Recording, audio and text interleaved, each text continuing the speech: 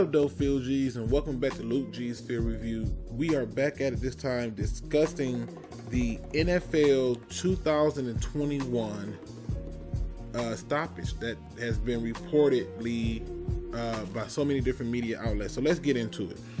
Now, here's what the deal is. The NFL Players Association director, DeMaurice Smith, emailed all agents on Tuesday morning advising them to urge their clients to start saving money for a work stoppage.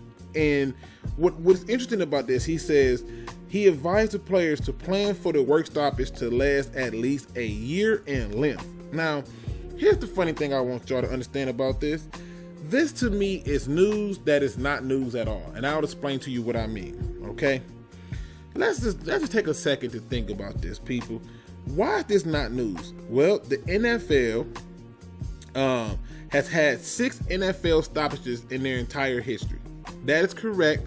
I said they have had 6 NFL stoppages in their history. They had one from March 12th to July 25th in 2011. That was a total of 136 days where they locked out, and it was the longest work stoppage in NFL history. Okay, they had one July 3rd to July 15th, which was in 1968, where again they voted to strike. Okay, and the owners again backed into it with locking them out. They had another one in July 13th to August 3rd in 1970. And it ended with them coming out in a deal with a $19.1 million deal, and that stoppage.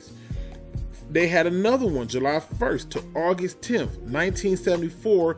That 41-day strike ended when the veteran NFL players reported to training camp without a new agreement. Okay, they had another one on September 21st to November 16th in 1982. The 57-day strike is over revenue sharing, and play resumed on November 21st. So again, they got that one resolved. And on September 22nd to October 15th in 1987, which was a 24-day strike, after the NFL players go on strike over free agency, they were supplemented by replacement players. Now, I'm going to repeat that statement again. They were supplemented by replacement players. The NFL said that we're going to put in replacement players, okay? Now, in March 8th, 2006, the collective bargaining agreement, which was supposed to be extended to 2011, under the agreement, went under conversation and talks, okay? And they gained some ground on it. On May 20, 2008, the owners voted to end the collective bargaining agreement after the 2010 season. And so you see this history with the NFL having a stoppage. So what does this really mean for us football fans? What does this really mean for football? Nothing. Okay, the whole idea that the NFL player director is telling people that, oh, this can be a year long, is to do exactly what it's doing right now, to get me to make a video to get you guys riled up. But I'm taking a different approach because they're not going to go a whole year missing money. You know, you're telling players, oh, to save up money, but most of these people are spending money in a way that they probably shouldn't. But you're telling me it's going to be a whole year? You really think that these NFL owners are about to allow a whole 365 days going around without making no money because they couldn't play for a few months? No way. Not gonna happen.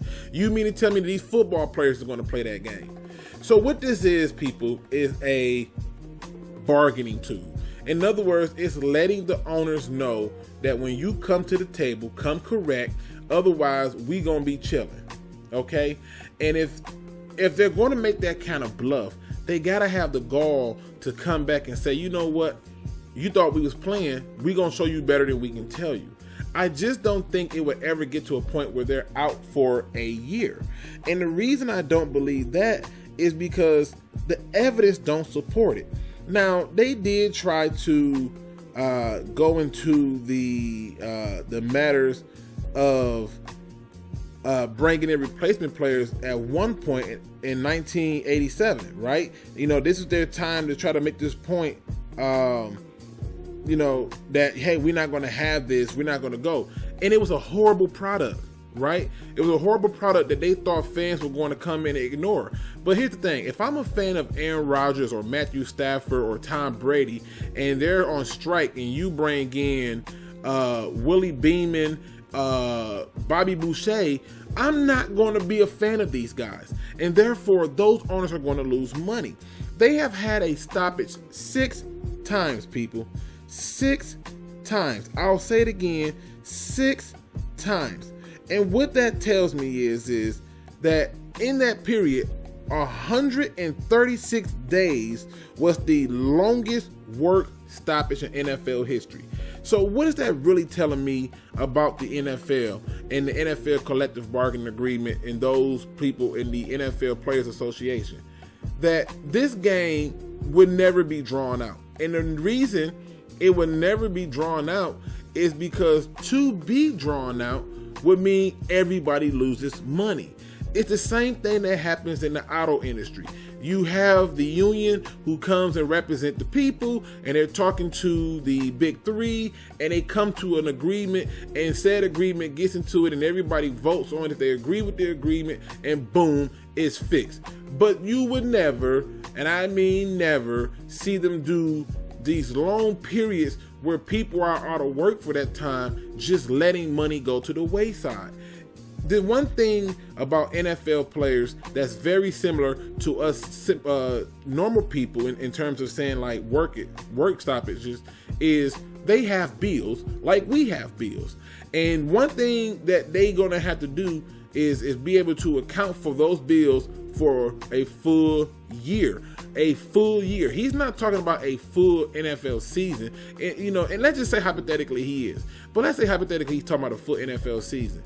You're still talking about the NFL season having time to play from August all the way until February. So you figure in a few months, you tell me they're going to give up all that money, all those incentives, trying to work it out in endorsements and save up money to cover all their bills with that money. It's not going to happen. And the reason I wanted to bring this up is because too often these type of scare tactics are put out there to work and we overreact. There's no need to overreact. Football will exist. They will get this thing done. They may push it 150 days. They may even push it 191 days. We may mess around and get to a certain point where they're going to come to certain agreements about certain things. But the things that we have to focus on are what are the issues that they are having with the current collective bargaining agreement.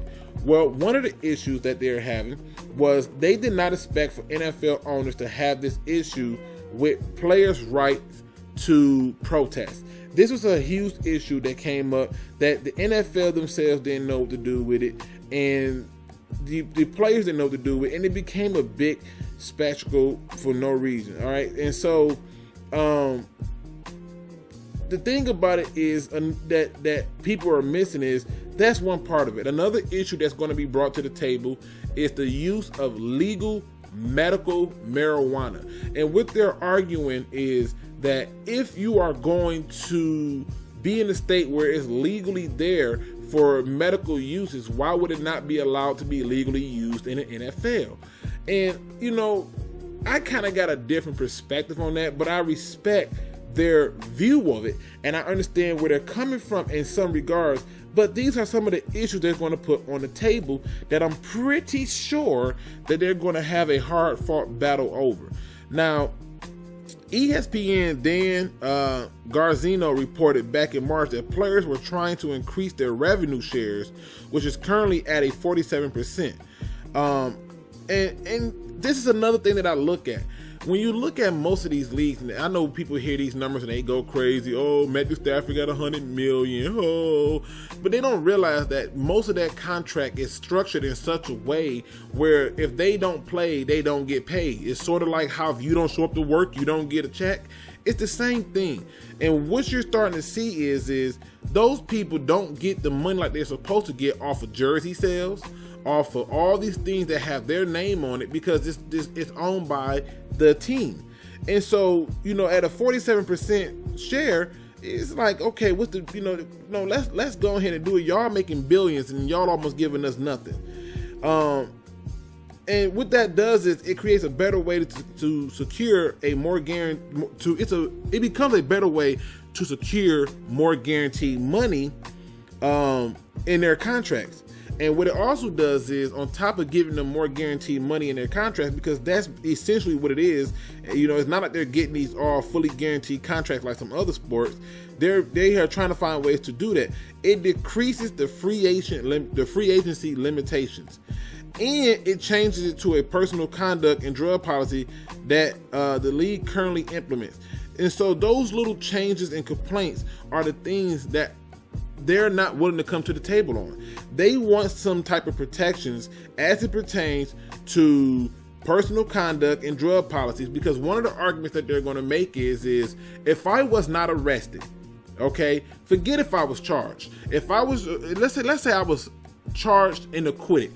Once I was acquitted, why do I still get punished by you, the NFL? Or better yet, if I was not arrested or detained, but got in trouble with the police because they was just talking to me, why am I still being punished by the NFL? The players do not like this. They think that this is an unfair ruling, because it's like, no matter what I do, all it takes is for one officer to pull me over for a traffic ticket, and boom, 2-game suspension without pay. Why should you get paid for me having everyday situations with a traffic stop? And so these are some of the things they are going to argue. In terms of decreasing the free agent limitations, they are sick of this. That was one of the biggest mistakes that they admitted that they made, because they didn't think owners would find a way to circumvent it. But what you're starting to see is the franchise tag is being used as a 1-year contract for sure, because they know they can do it for 2 years straight. Now, granted, when you franchise tag, it is taking the top 5 contracts at that position and averaging it out to pay you. But what did owners do? In the case of Jadeveon Clowney for the Houston Texans, he's not a DN, he's an outside linebacker. And why is that important? Because the top 5 DNs are in the $100-something million range, and if you take that and average it out, he makes about $20 to $21 million a season. But what ends up happening is you make him an outside linebacker, and now all of a sudden that average goes down to about 14 to 15 million a season, and he has to play on that or sit out. And so these are some of the concerns that they're having, and they're going to hash out. Is these concerns, on top of the other ones that I listed, going to drag out for a full NFL season? Possibly. The likelihood of it happening, very low. And if it did happen, what should we expect? Replacement players. There are so many football players who want a chance, who would be willing to come out and put on some type of show for you. And that includes the semi-pro people. That includes the guy who works at the grocery store who didn't get his shot at college. That includes the XFL, the former AAFL, the Canadian Football League, you name it, they're going to be out there. So I just wanted to bring this information to you and break it down in a way that you can understand what this all means. Is there going to be a stoppage? Yes. Is it going to last for the entire football season? I highly doubt it. And if I'm wrong, please feel free to come back into this chat, this video, and comment and clown me, because I have no problem taking my criticism, and some things are just the facts. But these are the issues that they're going to focus on, because these are issues that they have right now. And again, this would be number 7 for them, so there's no need to panic and go crazy. With that being said, ladies and gentlemen, that is it for now. Hope you're enjoying this new segment of me just talking about the headlines and giving you some podcast quick hits. But when I do a full podcast, which, you know, I'm trying to figure out if it's going to be 30 minutes or whatever, I'll let you know. But this is just a quick hit. With that, ladies and gentlemen, don't be no chump. Please do your research.